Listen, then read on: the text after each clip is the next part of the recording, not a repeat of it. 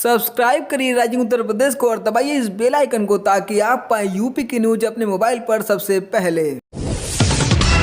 प्रदेश में जिला पंचायत अध्यक्ष चुनाव के बाद अब ब्लॉक प्रमुख के चुनाव की तारीखों का इलेक्शन कमीशन ने ऐलान कर दिया है। चुनाव आयुक्त मनोज कुमार ने अधिसूचना जारी करते हुए बताया कि 10 जुलाई को 11 बजे से 3 बजे तक ब्लॉक प्रमुख के चुनाव होंगे। 8 जुलाई को नॉमिनेशन करने की आखिरी तारीख होगी। उम्मीदवारों की नाम की वापसी लेने की तारीख 9 जुलाई है।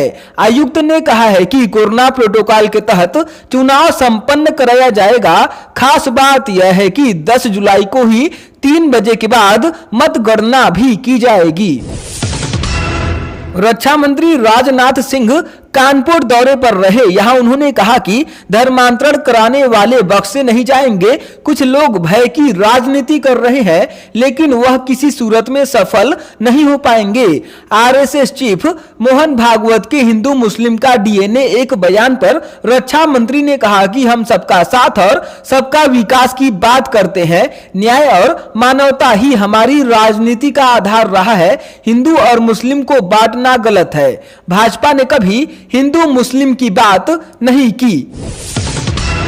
सुहेलदेव समाज पार्टी के अध्यक्ष और यूपी के पूर्व मंत्री ओम प्रकाश राजभर ने एक बार फिर से विवादित बयान दिया है। संघ प्रमुख मोहन भागवत के डीएनए वाले बयान पर पलटवार करते हुए राजभर ने कहा कि बीजेपी नेताओं ने अपनी बहन बेटियों की शादी मुसलमानों से करवाई है, इसलिए उनका डीएनए तो एक होगा ही। एक दिन पहले ही संघ प्रमुख ने कहा था कि सभी भारतीयों का डीएनए एक है, भले ही वे किसी भी धर्म से क्यों ना हो।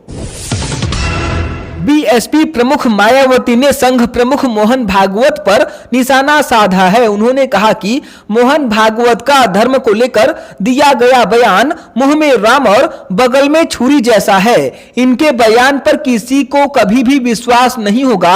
मायावती ने धर्मांतरण के मुद्दे पर भी खुलकर अपना पक्ष रखा। कहा कि जबरन और लालच देकर धर्मांतरण कराना गलत है। ऐसे लोगों के खिलाफ सख्त कार्रवाई होनी चाहिए।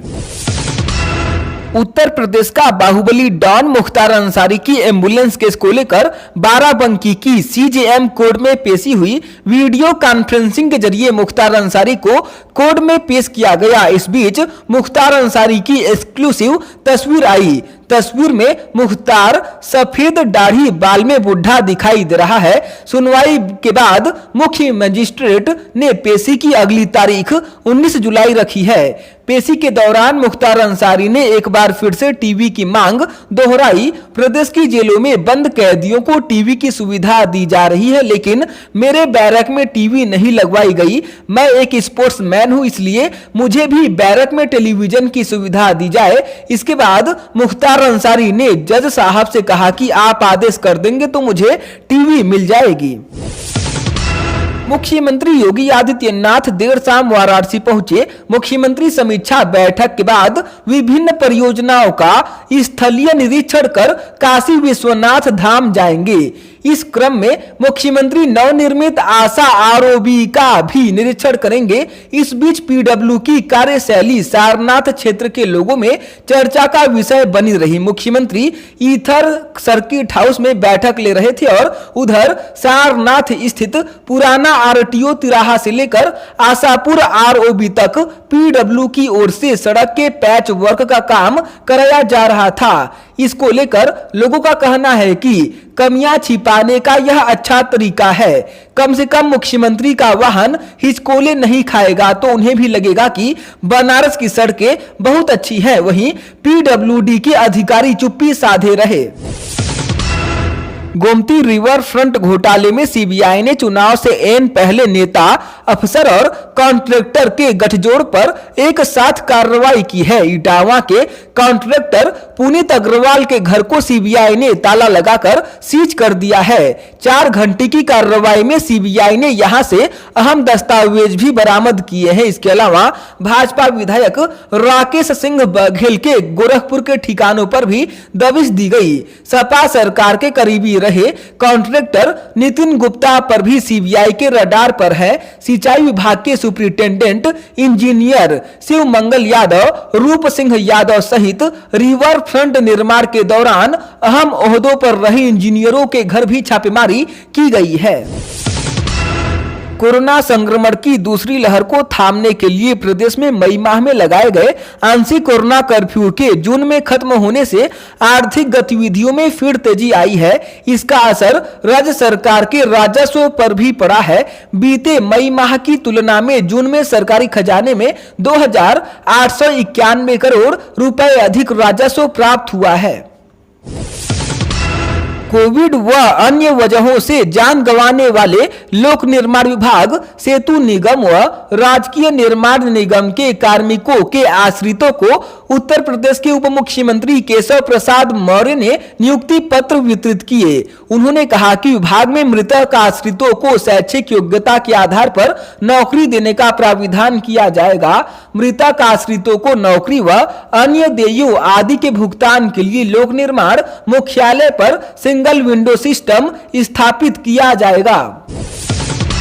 प्रयागराज से मेरठ तक बनने जा रहे देश के सबसे लंबे गंगा एक्सप्रेसवे का पूरा खाका उत्तर प्रदेश एक्सप्रेसवे औद्योगिक विकास प्राधिकरण यानी यूपीडा ने तैयार कर लिया है। मुख्य सचिव आर.के. तिवारी की अध्यक्षता में हुई सचिव समिति की बैठक में इसका प्रस्तुतिकरण हुआ। इस एक्सप्रेसवे से प्रदेश के 12 जिले और 519 गांव जुड़ेंगे। इसे 120 किलोमीटर प्रति घंटा की गति के अनुसार डिजाइन किया गया है।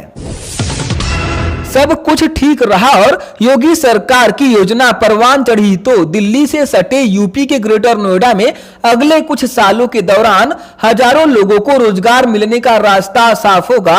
दरअसल बाबा रामदेव की कंपनी पतंजलि आयुर्वेद पार्क का कार्य जल्द शुरू होगा। पतंजलि आयुर्वेद ने यमुना प्राधिकरण को बकाया राशि 98 करोड़ 49 लाख का भुगतान कर दिया है। पार्क का निर्माण कार्य 18 माह में पूरा होगा। इसमें सौंदर्य प्रसाधन और आयुर्वेद उत्पादन बनेंगे। महोबा पुलिस ने 1 लाख के इनामी फरार आईपीएस मनीलाल पाटीदार के घर जाकर गृहस्थी का सामान कुर्क कर लिया है। मकान पिता के नाम पर था, इसलिए कार्रवाई नहीं की गई। पुलिस फरार आईपीएस की मेज, कुर्सी, बिस्तर व सोफा समेत 54 चीजें कुर्क करके लौट गई है। बताया जा रहा है कि अहमदाबाद में मनीलाल पाटीदार के नाम से एक फ्लैट है। इसकी पुष्टि के बाद फ्लैट कुर्क किया जाएगा। प्रयागराज एसटीएफ समेत कई जिलों की पुलिस भी फरार आईपीएस को गिरफ्तार नहीं कर पाई है। समाजवादी पार्टी के राष्ट्रीय अध्यक्ष व पूर्व मुख्यमंत्री अखिलेश यादव का कहना है कि भाजपा सरकार ने अपने 100 झूठ में एक नया झूठ वृक्षारोपण को भी जोड़ दिया है। उन्होंने कहा कि मुख्यमंत्री का दावा है कि उनके कार्यकाल में 100 करोड़ पौधे लगाए जा चुके हैं, लेकिन एक दिन में ही 25 करोड़ 51 लाख पौधे रोपने के दावे के बाद यह देखना दिलचस्प होगा कि इन सब के बावजूद उत्तर प्रदेश में हर तरफ हरियाली क्यों नहीं छा गई है और प्रदेश का वन क्षेत्र दोगुना चौगुना क्यों नहीं बढ़ गया। बरेली जिले में एक थानेदार को मोबाइल फोन घूस में मांगना भारी पड़ गया। घूस के चक्कर में एसएसपी ने थानेदार को पहले लाइन हाजिर कर दिया। अब निलंबन की प्रक्रिया चल रही है। कीमती मोबाइल फोन की लालच थानेदार की कुर्सी पर भारी पड़ गई। भोजीपुरा थाने में तैनात इंस्पेक्टर अशोक कुमार ने अपने थाना क्षेत्र के ही एक ग्राम प्रधान से मोबाइल फोन की डिमांड कर दी थी।